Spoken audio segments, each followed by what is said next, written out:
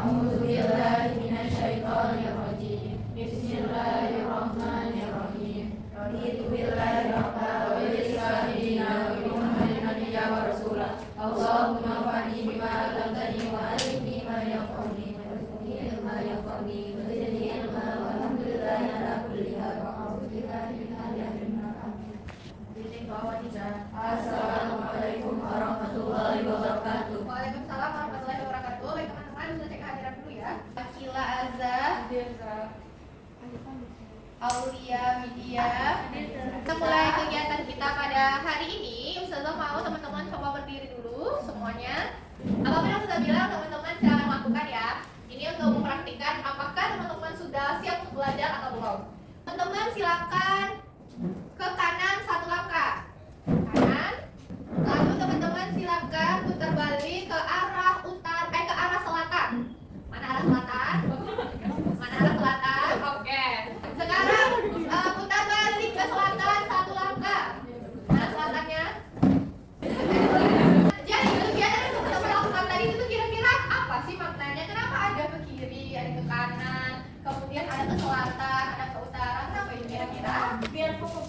Biar fokus. Perpindahan. Perpindahan itu yang mana, Al? Perpindahan itu orang yang berpindah. Orang yang berpindah dari posisi awal ke posisi berikutnya ya. Nah, jadi secara tidak langsung teman-teman sedang memperhatikan adanya perpindahan dan adanya arah. Coba teman-teman perhatikan. Atau apabila ini adalah teman-teman dari perjalanan dari rumahnya menuju ke sekolah. Kita ada yang pakai mobil, ada yang pakai motor. Jadi posisi teman-teman dari rumah ke sekolah itu kan bergerak. Kemudian adanya juga perpindahan dan teman-teman nggak mungkin kan teman-teman dari rumah langsung teleportasi ke sekolah. Itu adalah salah satu pembahasan dalam jalan tol. Jadi awal yang adalah teman-teman untuk sampai ke sekolah. Nah, jadi posisi teman-teman yang awal di rumah sampai ke sekolah ini pasti punya jarak yang beda-beda karena rumah kita juga beda-beda. Kemudian waktu tempuhnya juga beda-beda. Kira-kira apakah ini menunjukkan kecepatan atau kelajuan? Kelajuan.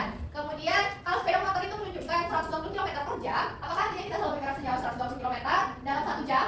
Tidak. Nah, kemudian apakah ketika kita mengubah kecepatan kita atau kecepatan gas kita ubah ke naik turun, apakah dia akan tetap?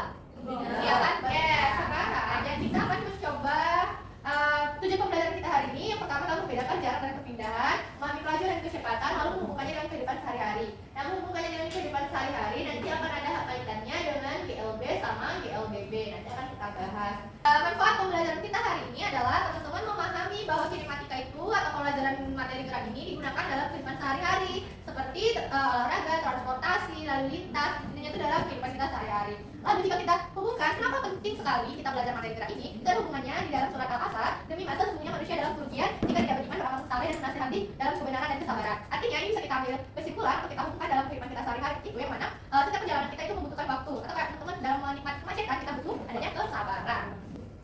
Nah, apa itu gerak? Gerak itu adalah perubahan atau perubahan posisi dari posisi awal sampai dengan posisi berikutnya atau posisi akhir seperti yang teman-teman tadi sudah lakukan. Dalam fisika itu adalah perpindahan. Kemudian jenis-jenis gerak itu ada gerak lurus, ada gerak melingkar. Nanti kita akan bahas satu persatu, tapi hari ini kita bahas dua ini dulu, gerak lurus berat-berat sama berubah berat-berat. Jadi rumus kecepatan itu adalah perpindahan per waktu, yang mana perpindahan itu ada jarak awal dikurangi dengan jarak akhirnya. Lalu percepatan, ini di GLBB ya, sudah kita singgung juga. Nah, sekarang Ustazah mau teman-teman, karena kita di minggu lalu sudah membahas teorinya tentang gerak, sekarang Ustazah mau membandingkan teori yang kemarin kita bahas dengan menggunakan mesin atau menggunakan chat GPT. Semuanya sudah paham ya tentang chat GPT sama satu temannya lagi itu ya Gemini. Silakan sekarang buka handphone atau buka laptop. Coba kalian ketikkan, bandingkan dua form ini ya. Ini form yang pertama, jelaskan perbedaan jarak dan perpindahan dengan contoh sehari-hari yang sederhana. Itu form yang pertama. Dibandingkan dengan form yang kedua, jelaskan perbedaan jarak dan perpindahan untuk anak SMA menggunakan bahasa sederhana. Silakan dicoba.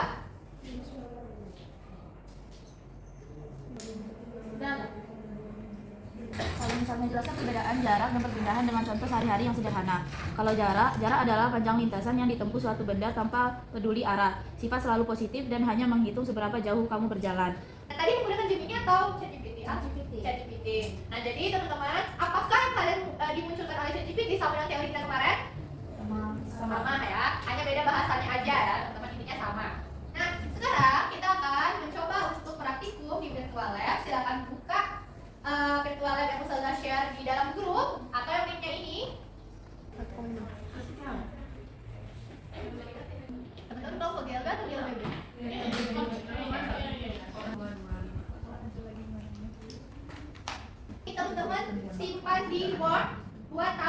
sendiri di Word atau di Excel, kalian simpan data-data yang kalian dapatkan tadi, masukin. Nanti kita olah menjadi grafik. 3,5. 3,5.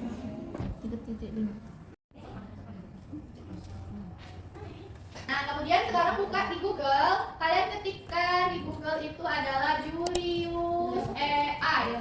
Kemudian kalian masukin data yang kalian simpan tadi. Yang misalkan data hasil pengamatan GLB namanya. Yang kalian tadi apa? Masukin.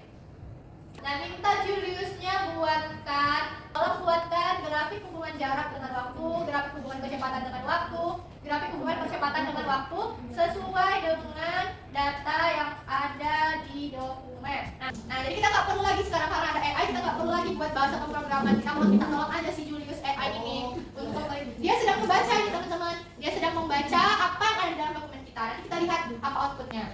Lalu percepatan dan waktu juga punya grafiknya. Ini sesuai dengan data yang teman-teman tampilkan tadi.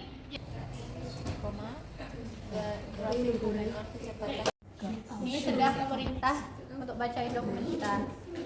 Percepatan. Ini. Aku yang percepatan. Oke, selanjutnya kita energizer dulu. Look di sini ya. Teka-tekinya apa jawabannya? Ingat teka-tekinya aku. Intinya dari kata. Nah, lanjut. Ya. Kelompoknya sudah ready untuk presentasi. Kami dari kelompok 2 akan mempresentasikan hasil diskusi kami. Yang pertama itu kan ada menentukan jarak. Kalau misalnya waktunya 0,5, kecepatannya 1,4, jaraknya ketemu 0,7. Bisa dicontoh pakai yang AI saja tadi, juga bisa pakai rumus E sama dengan V kali T. E sama dengan 0,5 dikali 1,4 hasilnya 0,7. Begitupun yang waktunya 1,0, kecepatannya juga 1,4, terus waktunya 1,5, terus kecepatannya 1,4, waktunya 2,0, kecepatannya 1,4, 2,5, 1,4. Nah, terus grafiknya tadi pakai Julius AI. Nah, ini kami dapatkan grafiknya. Nah, dan kesimpulannya, semakin besar waktu dan kecepatan suatu benda, maka jarak tempuh suatu benda semakin besar juga. Itu aja dari kelompok kami. Sekian, terima kasih. Assalamualaikum warahmatullahi wabarakatuh. Oke, karena kita sudah presentasi, terakhir silakan buka handphone. Lalu teman-teman kita isi dulu refleksi dari kegiatan kita pada hari ini. Kalian ketikkan di Google menti.com. Ada yang kasih jempol, boleh. Ada pengetahuan baru tentang AI? Silakan diketik.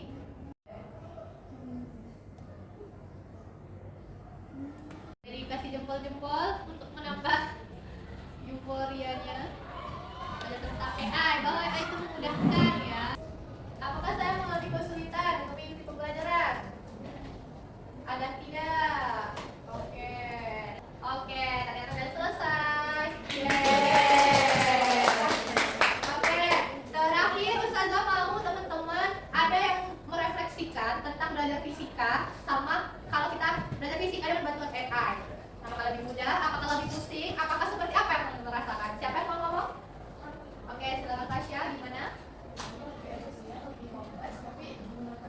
Oke, lebih menyenangkan ya kalau belajar fisika dibantu dengan si KA tadi. Kemudian kalau kita belajar fisika itu menggunakan AI atau dengan bantuan KA, maka yang hal yang sulit tadi kita bisa terasa lebih mudah dan waktu juga terasa lebih cepat. Kan tadi berikut KA kita nggak boleh langsung kopas, tapi kita cerna dulu, kita cari tahu dulu keberadaannya, kebenarannya.